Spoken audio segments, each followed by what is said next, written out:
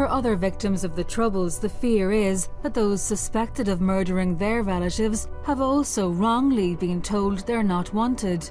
Last weekend, a group of 50 travelled from Northern Ireland to England, where they met the victims of the Birmingham pub bombings. Julie Hambleton, whose sister was killed in the 1974 atrocity, organised the informal get-together to strengthen ties between Northern Irish and English victims. I know I'm preaching to the converted here. Many of you know the grief and the suffering and the loss that we know as a family. The OTR letters are meant to be statements of fact. An individual is not wanted by police, but that's not how it feels to many relatives. You know, you had the big... My sister went out that night and she was killed nearly 40 years on. It's 40 years this year. We then find out that terrorists, known terrorists, have been given letters for get out of jail free cards. What on earth is happening to our justice system? Stephen Galt, whose father was killed in the 1987 Enniskillen bomb, travelled to Birmingham. He was also one of a group of victims who expressed their anger about the OTRs directly to politicians at Stormont.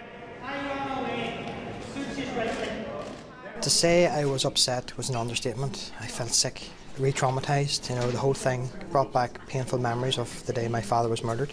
I know from the press that there's 2 people that were connected to the Enniskillen Poppy Day bombing that received OTR letters. There's more than me that are feeling very, very upset and hurt at the minute.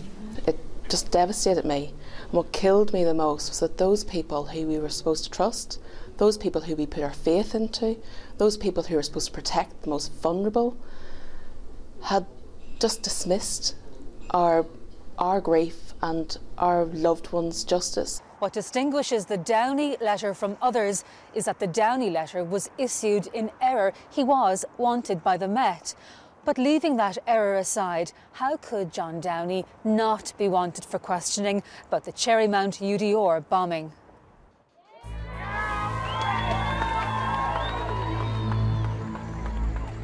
As part of the Good Friday Agreement, hundreds of paramilitary prisoners walked free between 1998 and 2000. But in the years of negotiations that followed, Sinn Féin pushed for a deal for people who were still wanted by police, the so-called on-the-runs. John Downey's name was among hundreds passed to the British government by Sinn Féin. The party first asked for his case to be considered in 2002. In 2004, word came back that John Downey was a wanted man. The original fingerprint had been lost, but a photograph of it still existed, and the PSNI believed they had enough evidence to arrest and question Downey about the killing of Johnston and Eames. Alex Elliott was a PSNI officer who took a personal interest in the case. He saw the police file. I knew that there was a suspect, a named suspect in the case. You knew that there was evidence in the form of fingerprint evidence? Yes, I did. Despite this, Sinn Féin continued to ask about John Downey's status. On 3 separate occasions in 2006, the authorities confirmed Downey was a wanted man, and again in January 2007. Then this happened. If you had told me some time ago that I'd be standing here to take this office, I would have been totally unbelieving. May 8, 2007 was Devolution Day at Stormont, the day when Sinn Féin and the DUP took up the reins of power together. 2 days later, the PSNI decided John Downey was no longer a wanted man. He was sent a letter indicating he was in the clear. It seems right up until 2006 and 2007 he was wanted by the PSNI, or PSNI would have arrested him and investigated him if he'd come back to Northern Ireland.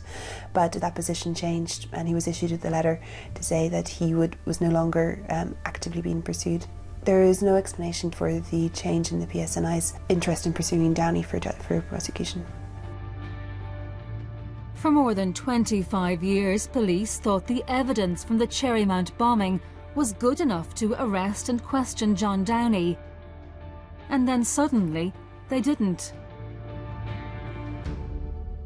We've asked the PSNI what changed their mind about arresting John Downey for the UDR killings. They didn't answer our question but said they intend to re-examine cases involving 228 named individuals. A year after John Downey got his letter, the PSNI's Historical Inquiries team looked at the file reviewed by Alex Elliott. Based on the evidence, they wanted to issue a new alert naming Downey as wanted for the Cherrymount murders, a fact confirmed to Alex Elliott by a source. I was contacted in late 2010 by a source within the HET. This source suggested that fingerprint evidence was available and he was naming John Downey. The evidence was pointing to John Downey. The HET source suggested that there was sufficient evidence for at least to go for extradition or at least an arrest and interview, because he believed that this person was entering Northern Ireland and that he should be arrested and interviewed, at the least.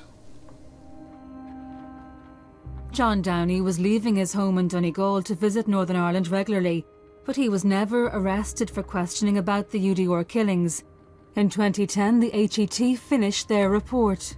They had completely reversed their position. They told the families there was no point in arresting the suspect because he was unlikely to make an admission. I've never seen a case similar to this where it has basically been swept under the carpet and forgotten about. Was it worth bringing the boxes to Belfast, up to HET? Well, hard to say. The statements in the boxes was fingerprint evidence, was photographs. There's been no one convicted since. I don't know, I may as well have brought them out and put them in an incinerator. Evidence has been taken at the scene at the time. Nothing was ever done about that. I am so incensed. I'm incensed that this information has been there. The more I read, the more flabbergasted I am to think that there was no means to use evidence and tie it up and make a case. But there's been nothing. I'd have to say I have lost my faith in the delivery of justice. Personally, I've lost my faith. I served for 31 years in the police service. It's hard to say, but I don't have the same respect for them upholding law and order. And I think that has been proved in the Johnson Eames case.